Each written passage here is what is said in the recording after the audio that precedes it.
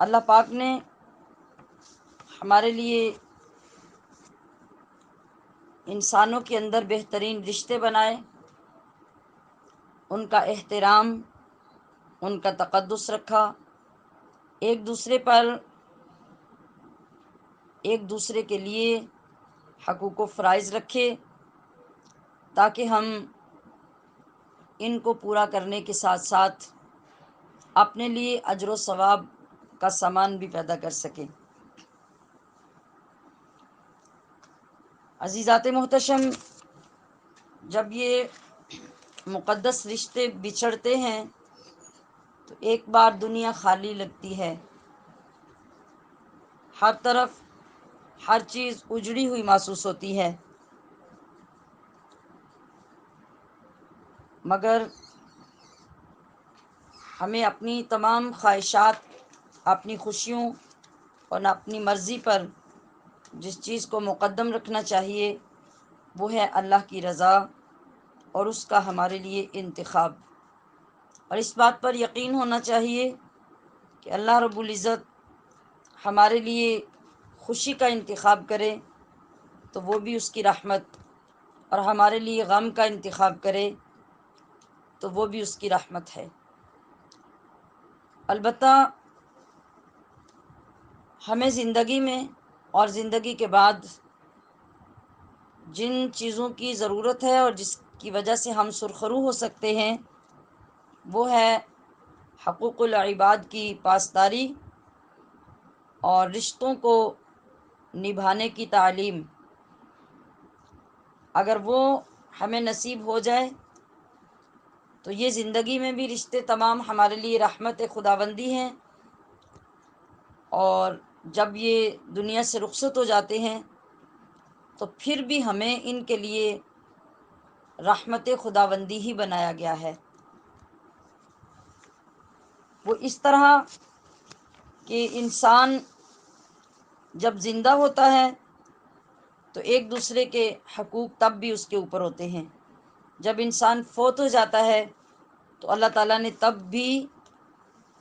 مرنے والے کے حقوق رکھے ہیں، جن کو پورا کرنے کی ہمیں ترغیب بھی دی گئی، تعلیم بھی دی گئی، اور بتایا بھی گیا کہ دنیا سے جانے والا ہمارے حسن سلوک، ہمارے حقوق کی ادائیگی اور ہماری طرف سے جانے والے ایصال ثواب یا بخشش کی دعاؤں کا کس قدر مستحق ہوتا ہے اور منتظر بھی ہوتا ہے۔ اس وقت کہ جب کوئی اس دنیا سے رخصت ہوتا ہے اور ایک نئے جہان میں جاتا ہے جس کو قبر کی زندگی یا عالم برزخ کی زندگی کہا جاتا ہے، وہاں کے سارے تقاضے بدل جاتے ہیں، وہاں کا نظام بدل جاتا ہے، وہاں کی ضروریات بدل جاتی ہیں۔ ہم غفلتوں کی وجہ سے، دین سے دوری کی وجہ سے صرف رونے دھونے پہ گزارا کرتے رہتے ہیں، اور دن رات اپنی ہی ضروریات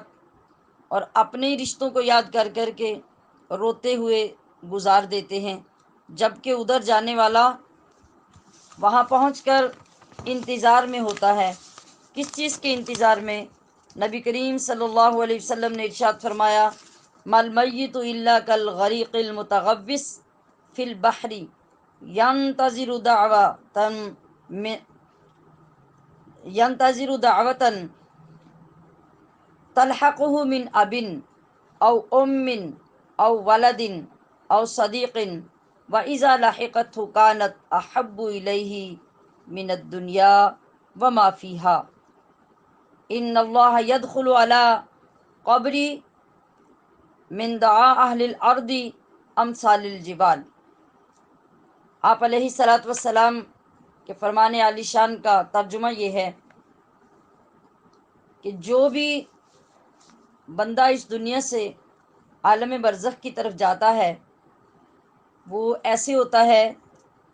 جیسے گہرے دریا میں اندھیرے میں کوئی غوطے کھا رہا ہو، اور غوطے کھانے والا کس چیز کا انتظار کرتا ہے کہ مجھے کوئی معمولی تنکا بھی ہاتھ ڈالنے کو مل جائے تو میں اس کو پکڑ کر اپنے آپ کو بچانے کی کوشش کروں۔ تو اس طرح میت جب قبر میں جاتی ہے تو وہ بھی گہرے اندھیرے دریا کے اندر غوطے کھانے والے کی طرح ہوتی ہے۔ اور اس کو انتظار کس چیز کا ہوتا ہے؟ دعوتاً تلحقہ من ابن، وہ اپنے باپ کی طرف سے دعا کے انتظار میں ہوتا ہے، وہ اپنی ماں کی طرف سے دعا کے انتظار میں ہوتا ہے۔ اگر باپ یا ماں ہیں تو وہ اپنی اولاد کی طرف سے دعا کے انتظار میں ہوتے ہیں، اور دوست اپنے دوست کی طرف سے دعا کے انتظار میں ہوتا ہے۔ اور جب ان میں سے کسی شخص کی طرف سے بھی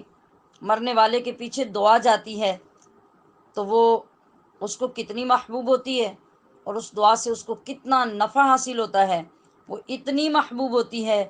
کہ آقائے دو عالم علیہ الصلاۃ والسلام نے فرمایا کہ جیسے پوری دنیا اور دنیا کے اندر تمام ذخیرے، تمام خزانے، تمام مال و دولت وہ سب کی سب جمع کر دی جائے اور کسی شخص کو پیش کر دی جائے، جتنی خوشی وہ سب کچھ لینے پہ اس شخص کو ہوگی، اس سے بھی زیادہ خوشی قبر والے کو پیچھے والوں کی طرف سے دعا کی جانے کی ہوتی ہے۔